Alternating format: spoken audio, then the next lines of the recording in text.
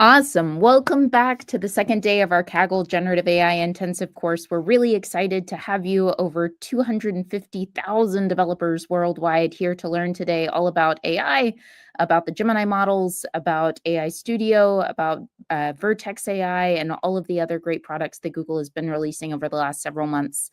We're overjoyed to see the responses in YouTube, Discord, and all of the places.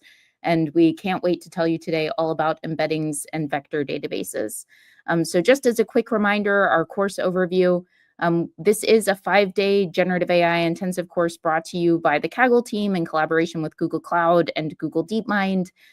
It is a kind of a very quick round trip through all of the things that you might have heard about in the generative AI space. And today we are on day 2, embeddings and vector databases. If you would like to learn more about foundational models and prompt engineering, please refer to all of the content that we shared yesterday, as well as the YouTube recording. You should be able to access both of those through all of the content that we've shared on Kaggle.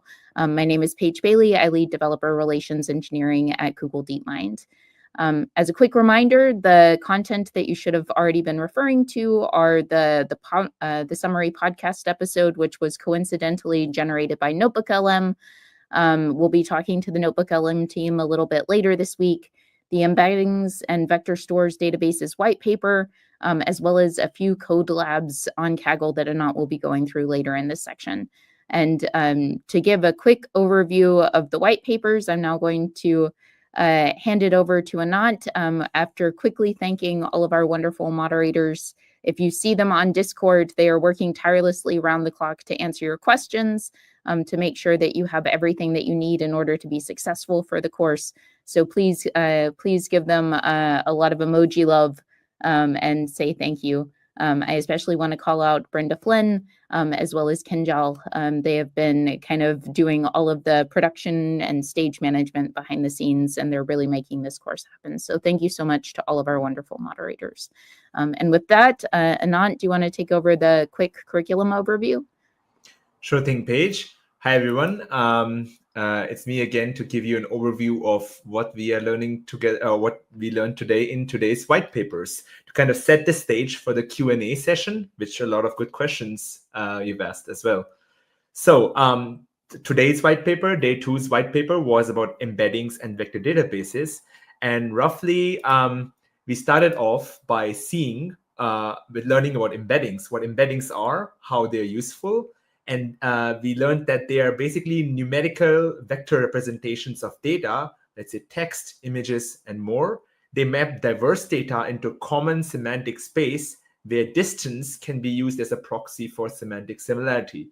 Now, this is great for comparing different pieces of data, or even the same pieces of data efficiently, or same or similar pieces of data efficiently. And they can also be used as a rich semantic representation for downstream models, tasks, and applications.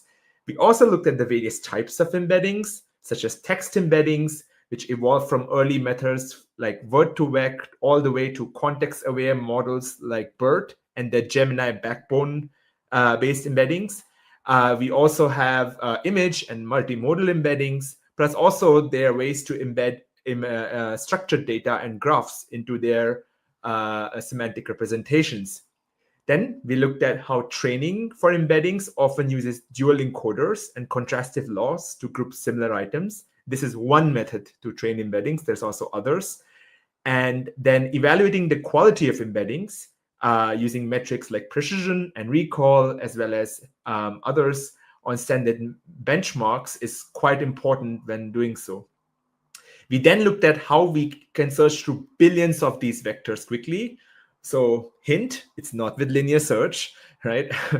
We also saw how we can use vector search with approximate nearest neighbor algorithms. Some of them, which we looked into which we read about in the paper, include SCAN as well as HNSW, which are two very popular algorithms. And these A and N algorithms trade a tiny bit of accuracy for massive speed gains. And then we also saw how these algorithms are leveraged by vector databases, which are built specifically to store, manage, and query these embeddings efficiently at scale. We then concluded the white paper by talking about applications of all of these technologies. And we looked at various things like how embeddings can be used for search, recommendations, for RAG or retrieval augmented generation based workflows together with LLMs. And we can also we also saw how the embedding part provides the context used in the retrieval stage of the RAG pipeline to generate more factual and grounded answers. So these things are powerful, and we'll cover more in the code lab. I'm handing it over to Paige for the Q&A session. Take it over, Paige. Yep, absolutely. I think that many people have had strong success using vector DBs and embeddings and setting up retrieval systems, especially for building chatbots externally. So it's great to give people the tools in their toolkit in order to do all of this successfully. And so with that, I am going to head into the Q&A. I am so excited and overjoyed today to welcome to the stage many folks from Google Cloud's Office of the CTO, as well as from Google DeepMind. I'm jazzed today to have Patricia, Alan, Xiaoxi, Howard, Andre, Chuck, and Anant to talk through some of the questions that y'all have asked, as well as to give insight into all of the awesome things that they're building with embeddings and vector databases, both in research and out in the external world. So first question is for Andre and for Howard. Creating effective embeddings is crucial, as we saw in many of the things that we were reading over this past 24 hours. What are the latest advancements or best practices in generating embeddings that capture nuanced semantic meaning, especially for specialized domains or multimodal data, which are increasingly becoming important, being able to embed things like images or videos? How much does the choice of the embedding model impact the performance of the downstream vector search task? And Andre, do you want to start? Yes. Thanks, Paige. Hi, everyone. Thanks for the question. So to start with the advancements, a notable one recently is to integrate LLMs in the embedding model development stage, as I guess you would expect. So LLMs can be used as a pre-trained backbone to initialize the embedding model. And this allows the embedding model to already leverage multilingual and multimodal understanding and not necessarily have the embedding model need to learn multiple languages or multiple modalities directly at the embedding training stage. And the second point about LLM usage is that it can help refine training datasets with data curation or by generating high-quality training examples. So I encourage you to take a look at the recent Gemini embedding model and the associated tech report, which discusses these points in detail. Now, to talk about multimodal, specifically talking about embeddings which understand images, spatial awareness is a property that's often lacking. So for this reason, recently my team at Google DeepMind introduced a powerful new embedding to address this issue called TIPS, and this stands for Text Image Retraining with Spatial Awareness. This is a paper that we'll present later this month at iClear, which is one of the main AI conferences. So I encourage you to take a look at that too. We have code and models publicly available for this model.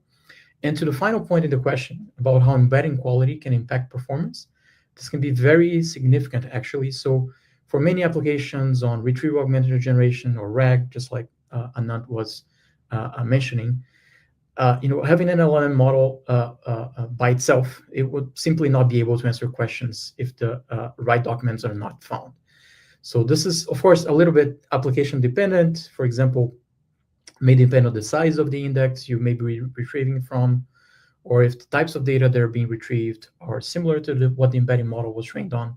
So I encourage you to carefully consider embedding choice, as it could definitely be a bottleneck for AI systems today, especially given that LLMs are already so powerful. Okay, thank you. Absolutely. And we'll be adding the links to the papers that you mentioned, as well as congratulations on getting accepted for iClear. That's super exciting. And if folks are interested in reading more about Andres and his team's work, that would be a great place to learn more. Howard, is there anything else that you would like to add? Thank you, Paige, and thank you, Andre. Just a couple, I think Andre covered it pretty well. Just want to add a couple of more points. One is there's this technique called the Matryoshka embedding. which is actually currently pretty popular. The idea is that if you actually have an embedding space with, let's say, a dimension of 1,000, we're training, putting some training, requirement here to train an embedding which require the shorter length embedding. For instance, the first 200 floats or the first 100 floats to be also in the same embedding space. In that you can basically trim the embedding such that you can still perform similarity measure, and they're all valid. And that way, you can decide how big of the embedding you want to store from one training, and then you can always each dimension does require to be pre-specified, but this is a pretty powerful technique for being able to efficiently represent embedding in these type of vector store database scenario. The other thing I would like to emphasize is the use of LLM for data curation. This happened in many recent papers, including the Gemini embedding paper. LLMs are really powerful, and we all know that. And then it is crucial. Right now, it provides this capability for filtering low-quality examples and determining relevant positive and negative passages for retrieval and generate really rich synthetic data set. And then one last thing I want to mention is that right now, some of the papers like EV5, they actually use multimodal LLMs to bridge the gap for input. So this is mostly used for multimodal embedding. And I think you will see that trend become more relevant. And in Google, we're also working on something like that. And then I think you will see Gemini embedding to become multimodal soon. Yeah. Awesome. Thank you both for pushing the boundaries of what's possible with embeddings and making sure that we can get these things out into the world so others can make use of them, not just Google and not just DeepMind. This is really, really cool, and one of the most powerful ways to get research out into the world. Next question for Alan. So when integrating vector search capabilities into existing database systems like AlloyDB versus using dedicated vector databases, what are the primary architectural trade-offs regarding performance? So things like latency and throughput, cost, data consistency, and ease of use for developers who are building applications like RAG or semantic search. And also for folks in the audience who might not have heard of AlloyDB before, if you could just give like a couple of sentence description of what AlloyDB is and why it's useful. Sure. Thanks, Paige, and thank you for the question. So my name's Alan Lee, and I'm part of Google Cloud Databases and the lead for AlloyDB Semantic Search. So AlloyDB is one of GCP databases database offering. It is fully Postgres compatible with additional innovations on the architectural side to make it faster than what is available for open source Postgres. And this allows our customers to be able to take their operational database workloads and run it faster on AlloyDB. And we've incorporated vector search capabilities in it as additional advancements for our offerings for customers. And so going back to your question, so while performance is listed first in the question and is often the top of mind metric that many think about, I do see more and more non-performance requirements from talking with various customers. And part of the shift is coming from the improvements in vector search performance of existing database systems that will generally work well for 90% of the use cases. And so as an example, AlloyDB, we've incorporated the scan algorithm as a native vector index type. And as the course participants may know from the white paper, SCAN is based on 12 plus years of Google research and is our state-of-the-art vector search algorithm that's used internally at Google scale for products like Google Search, YouTube, ads.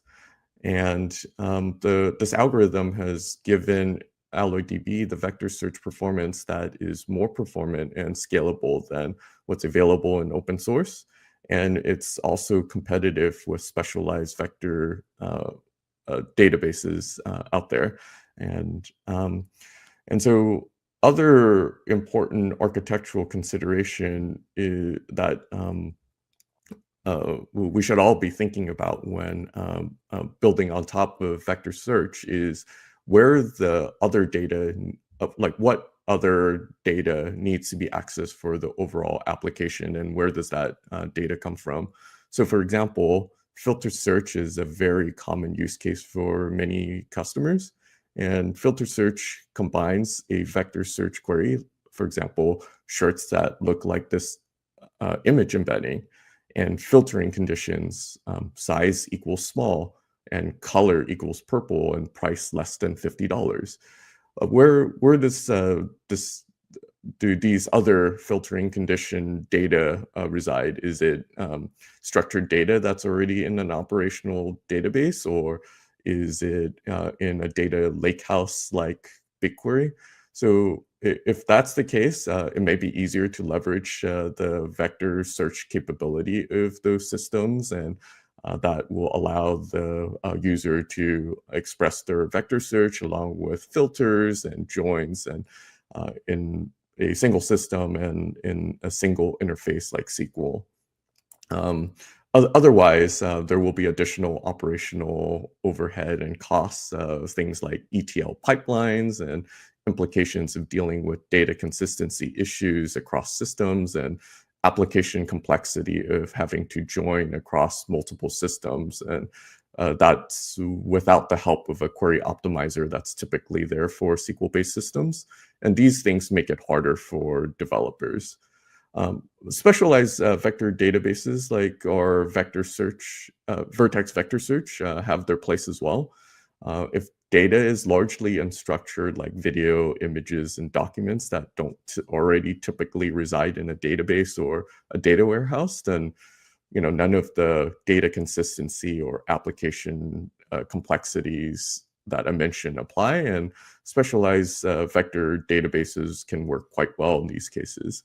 And unlike databases and warehouses that have to generalize across various workloads, including non-vector workloads, specialized systems can squeeze out the last bits of performance, and that may matter for the 10% use case. And usually this comes with trade-offs like higher costs for purely serving out of memory, or having looser data consistency models for index writes and updates.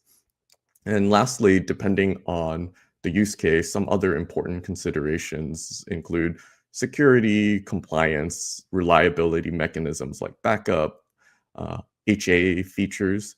Just generally speaking, existing databases have more mature enterprise-grade features than specialized systems, and that's mostly as a function of how long they've been around. So it's important for the practitioners to think about like all the requirements of their entire application. That makes a lot of sense. And I love that we've been able to take kind of this decade plus investment in research at Google and get it out into the world, into the hands of customers through AlloyDB.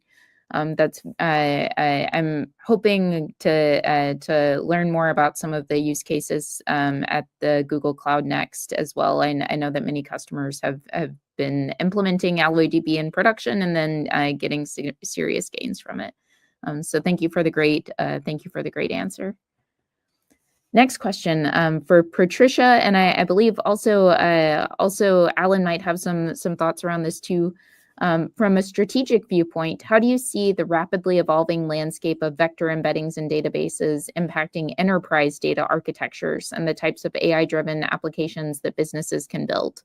what are the key challenges? So things like cost management, standardization, talent gaps, that organizations face in adopting these technologies at scale. And in your role in the office of the CTO, I'm sure you must see this for many enterprise customers. Yes, fantastic. Thank you for the question, because this is a very important one. I think that traditionally we have often underestimated the depth and breadth of the impact that certain technologies may cause.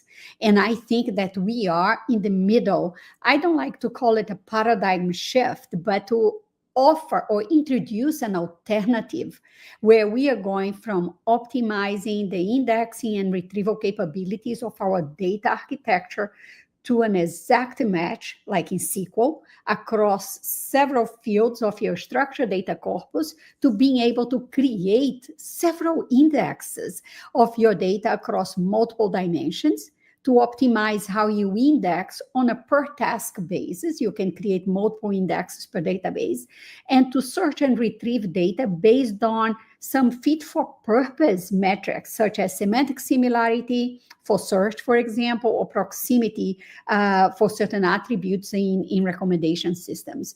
And all of this in multimodal data, where one can be looking for similarities, but much more like nuances between video, audio streams, text, images, not just between concrete data points on the same modality as we are so used to do with SQL today. And this requires a paradigm shift across several dimensions. So if you look from an architectural perspective, we have to really learn or relearn how to ingest, organize, manage, make accessible new modalities of data that we have not dealt with on a daily basis as we are doing now, especially semi and non-structured data. This also includes learning the variety of indexing mechanisms, especially the ones that the Google Cloud and Google offers available to the different storage types, and also understand the trade-offs between accuracy, performance, and scalability, which I know it was in the white paper that you read. Also, from a development perspective, it demands developers to have like a deeper understanding of the meaning of embeddings, which is a non-trivial concept, as we also learned in the last day. And from an application experience perspective, we really need to reimagine the user experience that can now be offered, because you can retrieve such a complex set of multimodality data. But it doesn't come without its challenges. You have cost, the infrastructure costs associated with deploying and maintaining vector databases. Standardization, as you saw, there is a lack of universal industry standard for vector embeddings, and database interfaces poses integration and interoperability challenges. I would say the talent gap. But now we have another 250,000 people that are familiar with the concept of embeddings and vector databases. There are issues of scalability and performance, because you're really handling massive data sets with billions of vectors, while you want to maintain low query latency and a careful architecture design and selection of indexing techniques. And you add on top of that data governance, security, and compliance that cannot be neglected, and integration with existing systems, integrating vector databases with traditional relational databases and existing business applications, which can be very, very complex. However, we are very, very, very optimistic, because multimodal data representation through their embeddings in a scalable, performant, and accurately retrieved manner, we believe that is going to form the foundation of modern enterprises architecture. So thank you for the question. Absolutely. I know that, increasingly things like video understanding, being able to have insight into all of these different modalities are super, super important. And I love that you called out that thanks to all of the folks who are dialing in, we now have over 250,000 developers out into the world who will be able to help with some of these mission critical tasks going forward. So this is great to know. Next question. This is for Chuck. Beyond standard cosine similarity or Euclidean distance, what more sophisticated techniques or indexing strategies, so things like incorporating metadata filtering or hybrid search approaches, re-ranking, are proving the most effective for improving the relevance and accuracy of vector search results in real-world applications? And how are we sort of taking all of these learnings and embedding them into platforms like Vertex AI or in Google Cloud? Great question. Thanks for the question, and thanks for all the questions on Discord. Like, we'll try and get to them offline if yours didn't get answered here, but lots of great activities there, so thank you.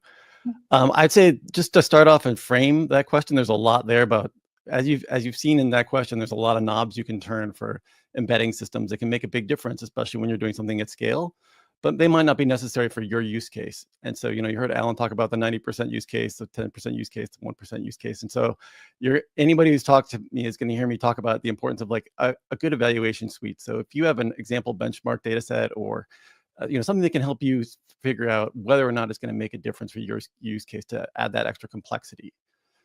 In practice, what we see people doing or being successful with, out of the things you were talking about, I would say RAG hybrid search is one that really makes a big difference. So for people who aren't familiar, this is the idea of taking what we're talking about here with the embeddings, those semantic embeddings usually, and then combining them with traditional keyword matching. So you want to be able to get it when you have something that isn't exactly the same, but is related. So a synonym, you want to be able to pick those up with embeddings. It really makes a big difference.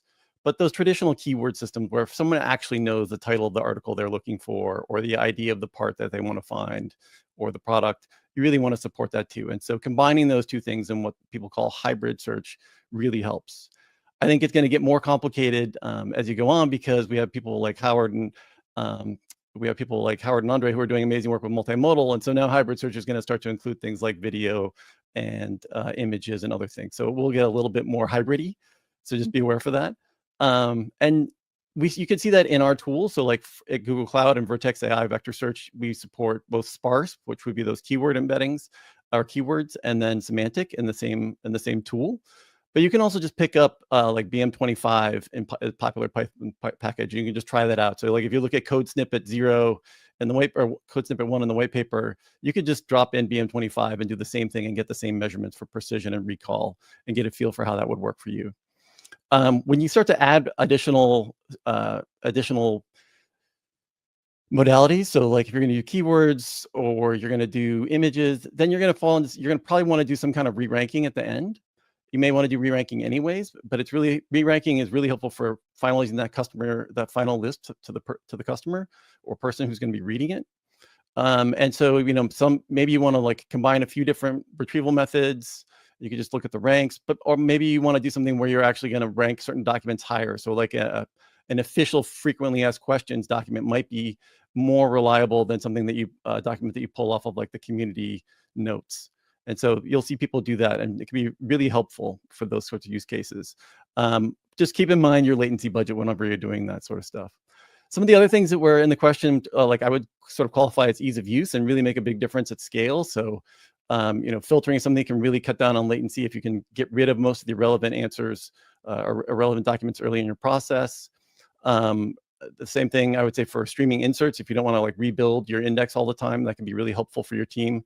I think anytime you're picking up a new vector database, you really want to make sure that it's going to meet your company and your organization's ability to support it and maintain it. Like, is it going to be easy to use? Is it going to be easy to monitor? Does it meet your privacy and security requirements? So it's, it is a new piece of infrastructure, and you just want to be in sync with your other stakeholders, and make sure that's something that your group can own and maintain and scale. Because like people were saying, this really is a key piece of infrastructure at Google, and I think it probably will be at your organization or in your projects as well going forward.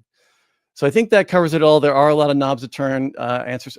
Please feel free to ask more questions or follow-ups on the Discord, and we'll be hanging around there to try and answer things there, time zones permitting. Thank you.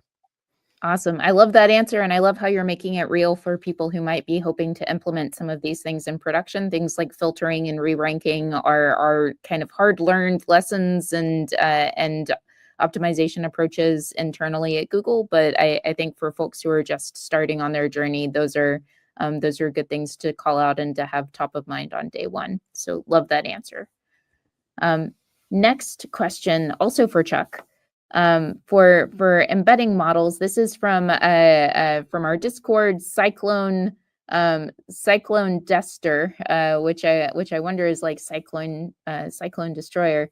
I'm not sure how to pronounce it, but I'm going to try my best. For embedding models, how to upgrade to the newer embedding models when they're available? Do we need to run all of the data in the database again through the new embedding models, or is there a better way to do it? So it sounds like this person is just getting started with embeddings, and they're trying to understand all of these different models that are available. How might they use them effectively? So I hate to be the bearer of bad news, but you do have to upgrade all of your embeddings that you've done when you switch to a new model. And that's one of those things. Embedding models just aren't compatible with each other. And so that's just sort of the way the world works. I apologize, but it is like different languages or different versions, trying to link to a different binary library that was compiled with something else.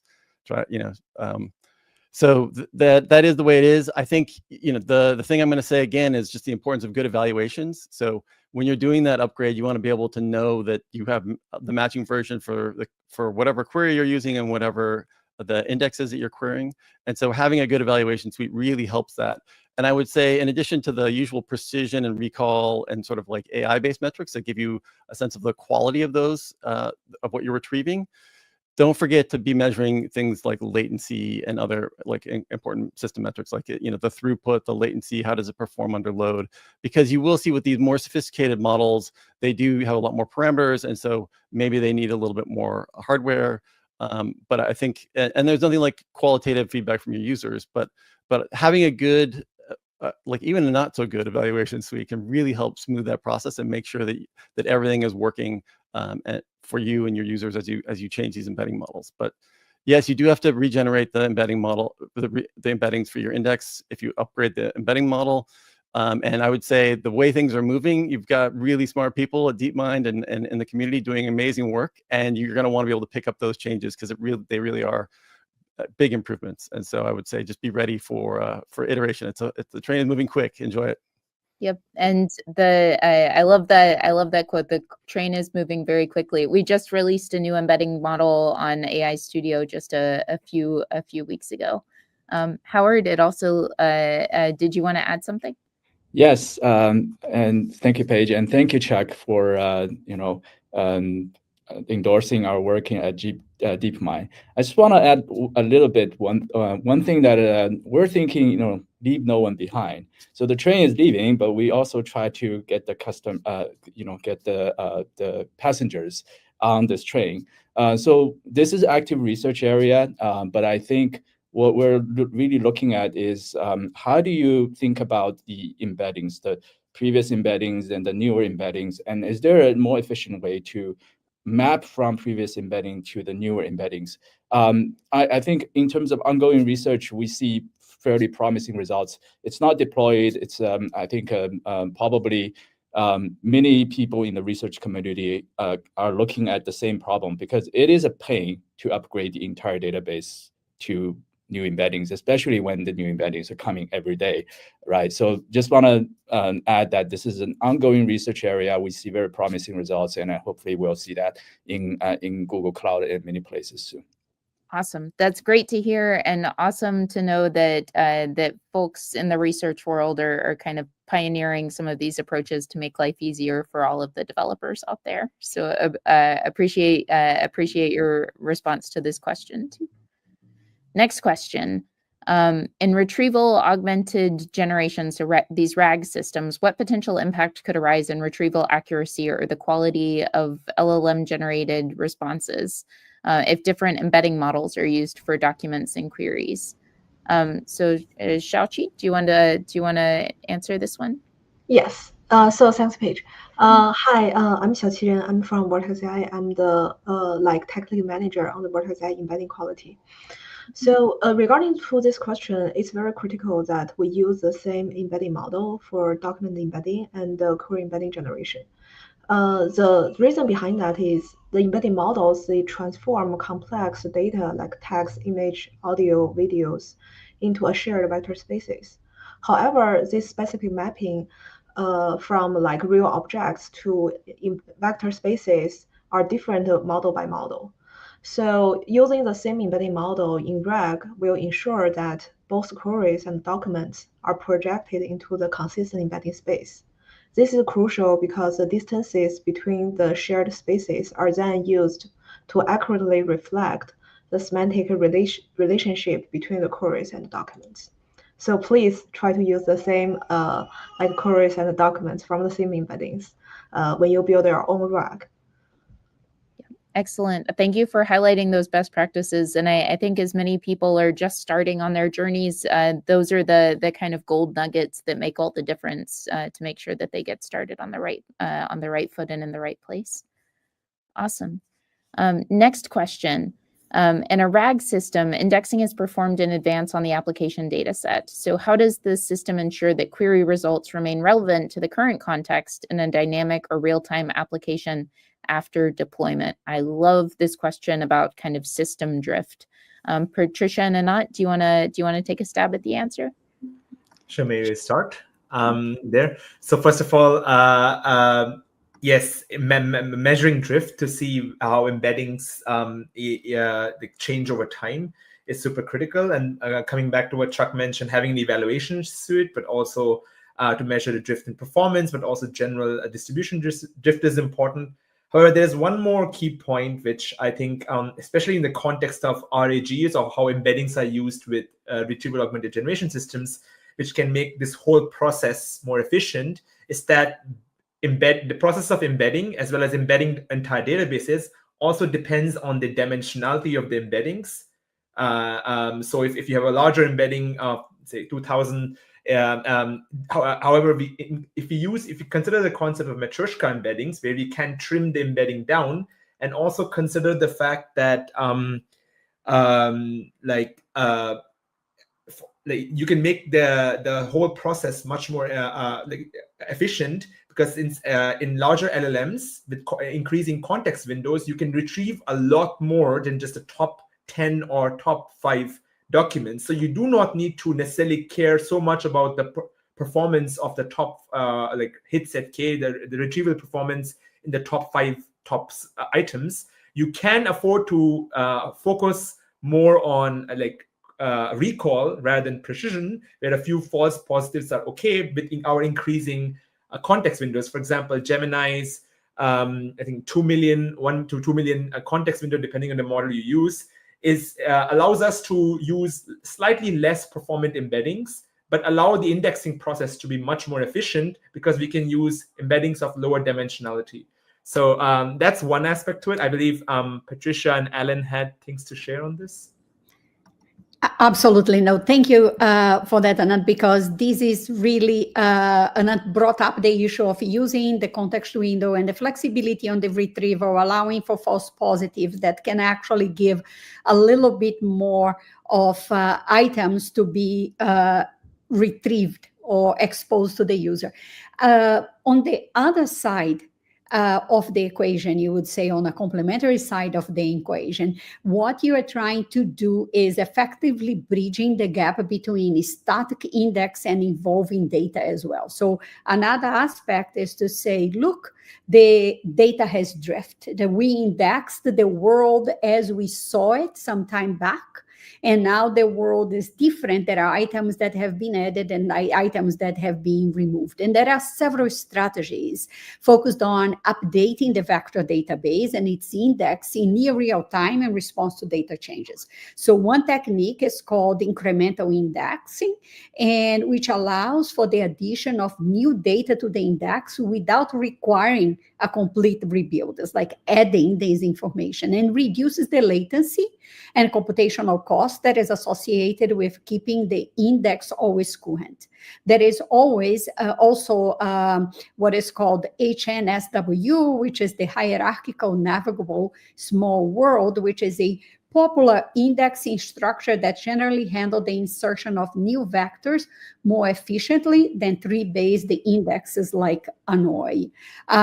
Research continues to advance in this field, and we should always be mindful and look at what is coming. One of them is called the advanced inverted file, which achieves higher updated throughput, I would say, by maintaining policies and local clustering. But this is not all, because of vector databases, they often employ in-memory buffers to handle new data and background processes as they merge these changes into the main index. So change data capture mechanisms actually provide an automated way to trigger updates to the vector database whenever changes occur in the source application data set. So we have to look into that as well. Continuous indexing and embedding generation can also consume significant computational resources, so we really need to be mindful of that. An alternative approach, just to wrap up, is the real-time reg or no index reg. So you don't create the index at all. It completely bypasses the need for pre-computed indexes by directly querying live data sources at the time of the user query. In this architecture, when a user actually submits a question, the system transforms the query into a format suitable for the source system's native search API and submits this transformed query to the relevant data sources. In any case, it's always important to actually achieve a trade-off between cost, performance, accuracy, scalability, and freshness of the data. Yeah. I love that answer. And Alan, do you want to add something in addition? Yeah, just to briefly to add on to Patricia's answer, I think an important part of operational databases is the transactional and strong consistency guarantees between reads and writes, and that includes index updates. And what the transactional semantics means is that inserts and updates that are successfully written are immediately visible for subsequent reads. And this helps developers avoid dealing with eventually consistency issues like having stale data that shows up that has to now be hidden from the user. And this is also important for some business use cases where it is important to have visibility to the latest data. So again, this goes back to considering the requirements of the entire application. And in addition to what Anant said about the data drift issues, there is also innovative work on automatically handling index distribution or drift issues to make it easier to use for everyone. Awesome. Thank you for the great question, Prashant. As a workaround for this, I sometimes use the Google Search API feature within the Gemini APIs. So you can ground information on the latest Google search results, which sounds very similar to one of the things that Patricia was mentioning, of just using kind of a search to query the live data source and to get the response back and to incorporate that into a summary. So lots of tools in the toolkit to make sure that as you're building your outputs from the large language models or building these systems which drive the outputs, you're capable of getting the latest and greatest information. Next question from Andy G. How does the precision of a single multimodal model for image and text embeddings compare to using a separate single modal model? And this is for Andre and for Howard. Do y'all want to answer? Yep. Do you want to start, Howard, or should I start? Please go ahead. Yeah. So I think the question implies that you're considering to use for a single modality search, right? Either a model that actually can handle multiple modalities for a single modality search, or actually use single modality search for single modality retrieval applications. Because of course, just to make sure we're all on the same page, one of the big advantages of having a multimodal model is that you can actually retrieve, search query with text and retrieve an image. For example, if you're talking about image and text, it's two modalities, and vice versa. And you would not be able to do that. Using single modality models, right? So there is already one advantage, but the other thing is that it's not necessarily that single models will necessarily be better in single modality evaluations, because, for example, when you look specifically at image and text, there's a lot of data online, for example, that has a text supervision, text annotated together with the image. And just by learning models that way that are already going to be multimodal, you are actually able to leverage a lot of supervision, which sometimes you're not able to do if you want to have manually rated data for images, which is much more expensive. So, and the other thing to mention is, of course, many of these things depend on the model that, on the data that the models were trained, how large are the models. Generally, we see the trend in the community of going to larger models, more capable models that will do well across many different modalities, rather than having specialized model for each modality. Of course, you can also apply this technique called knowledge distillation to take a really big model, really capable one, and distill on a smaller model to accomplish a task that is a little bit more restricted, or just to have a smaller model generally. So yeah, these are some thoughts. Howard, is there anything else you wanted to add? Yeah, thank you, Andre. And one thing that that we observe as a trend is that people are using LLMs or multimodal LLMs as a way to bridging the gap between modalities. So, for instance, take the EV5 model. They basically have the multimodal model LLM as a way to take the input from any modality. And then what they were training is purely training on text, right? But because the so the LLM has already taken care of the input modalities, so it effectively once by that I mean they map images and text into the same embedding space. So all you need to do now is to organize this embedding space based on text information. So let's say if you are clever, well, you can really organize the word of airplane versus fighter jets versus aircraft carrier in a space, relatively.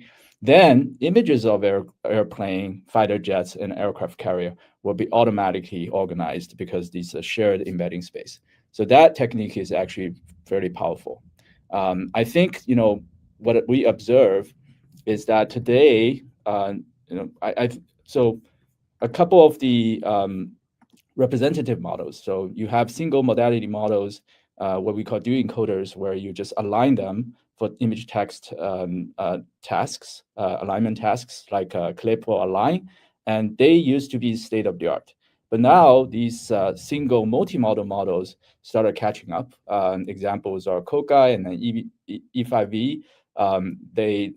I think the trend is that we'll probably see the single multimodal models will achieve higher and higher precision and close the gap, and even surpassing the dual encoded models that uses separate single model components. Yeah. Awesome. Fascinating. I love those answers. And thank you so much, Auntie G, for the great question. And with that, I want to give a big virtual round of applause to all of our wonderful Q&A experts who came here today, who gave their time to be able to share more about what they've learned, as well as to help answer our community questions. We really appreciate all of you and your time. And thank you so much again. The next section is going to be all about our code labs around embeddings and vector databases. Thank you so much to Mark McDonald for creating the notebooks. And Anant, do you want to take it away to explain them? Folks on the call, you can also kind of go off into the background while Anant's doing the explanation of the code labs. Thank you so much.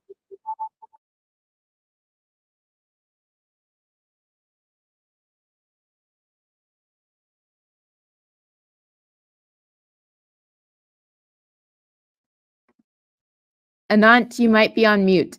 Yep. All right.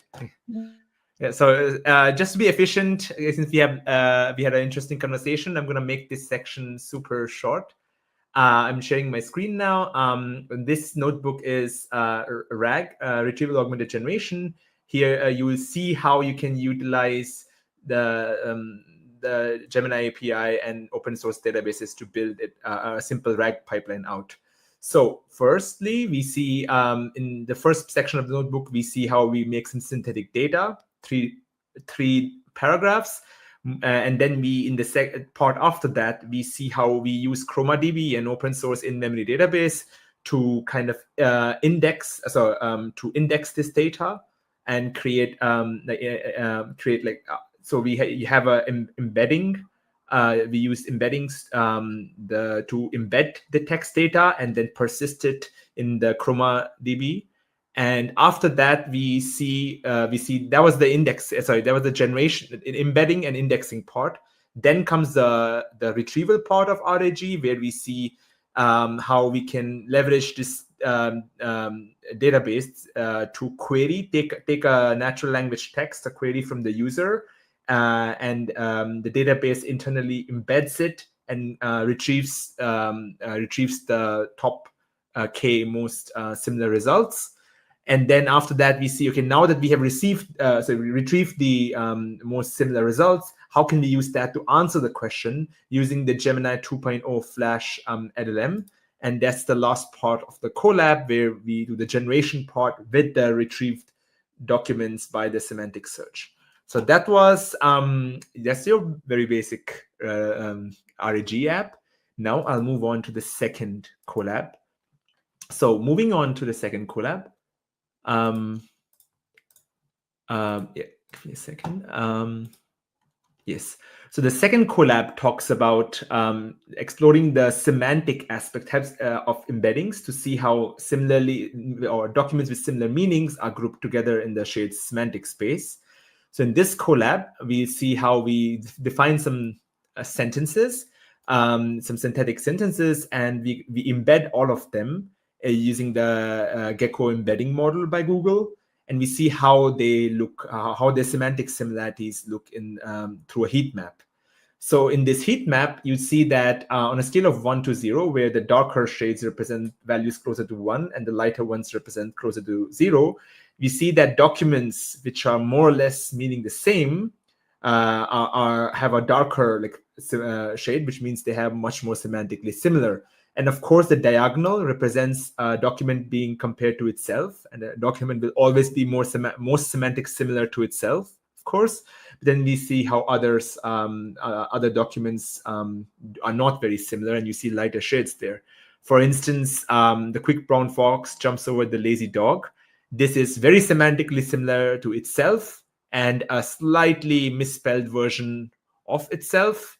However, it's not very similar to the 5 boxing wizards jumping quickly and so on, because these mean two different things. So that was the collab on semantic similarity. Let me quickly go over and walk through the last collab, which you're going to see. So we talked a lot about embeddings being used for semantic search and proximate need to find similar documents, etc. But there's another very important application of embeddings, that is using an embeddings as a feature extraction of sort for downstream models. And in this collab, we see exactly that. We kind of use an open source data set, the newsgroups text data set, get the train and test splits for it, pre-process the data set in the subsequent section to kind of make it nice, where each of the text, the news articles have various classes, and we are basically taking the text and trying to classify it into the right target class. So we see that if we use the embedding models to create like a embedding representation of the news text, and then train a classifier on top to tune, add a layer or two afterwards, and only tune those 2 layers, is very efficient, since the embeddings already carry very rich representations. We use the classification task type for the embedding models, and we add we use that to as in Keras to basically get the embedding representations for the text, and then build a classification model with that. And you see that we get pretty good performance in the task after that. And you can also try it on our own handwritten texts. So this is how you can use embeddings for downstream models and beyond just semantic search. So that'll be all. Off to you, Paige, for the next section. Thank you. So much, Anant. And now we are going into the last and final section of today's course. We're going to be doing the pop quiz. And so our first question, which application are embeddings not the best suited for? Is it retrieval augmented generation, or RAG? Is it simple rule-based systems? Is it anomaly detection? Or is it recommender systems? What application are embeddings not the best suited for? I'm going to count down. Everybody grab a piece of paper and a pencil and jot down your answer, or just type them out someplace handy. 5, 4, 3, 2, 1. And the answer is B. Simple rule-based systems are not something that embeddings are best suited for. Next question, which of the following is a major advantage of SCAN over other approximate nearest neighbor algorithms? Is it A, it's widely open source and available? B, that it's designed for high dimensional data and has excellent speed accuracy trade-offs? Is it C, that SCAN only returns exact matches? Or is it D, that it's based on a simple hashing technique and has low computational overhead? Which is a major advantage of SCAN over other approximate nearest neighbor search algorithms? And I count down 5, 4, 3, 2, 1. And the answer is B. It's designed for high dimensional data and has excellent speed accuracy trade-offs. So hopefully you were paying attention to when Alan was talking all about AlloyDB and some of the SCAN research approaches there. Question 3, what are some of the major weaknesses of bag of words models for generating document embeddings? Is it A, that they ignore word ordering and semantic meanings? B, that they're computationally expensive and require large amounts of data? C, that they cannot be used for semantic search or topic discovery? Or D, that they're only effective for short documents and fail to capture long-range dependencies? So what is some of the major weaknesses of bag of words models? I'm going to count down 5, 4, 3, 2, 1.